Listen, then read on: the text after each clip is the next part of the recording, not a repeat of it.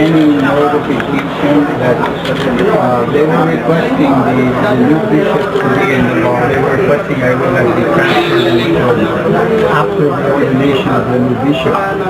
Because you see all these people like this.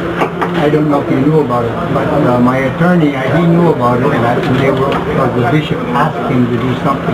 So I'm just asking if you knew about it. No.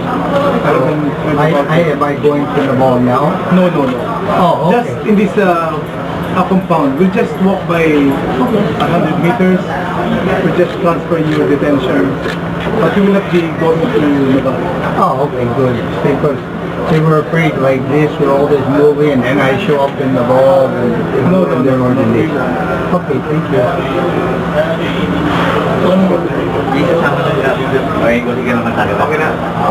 Tapos isama kita ako, tapos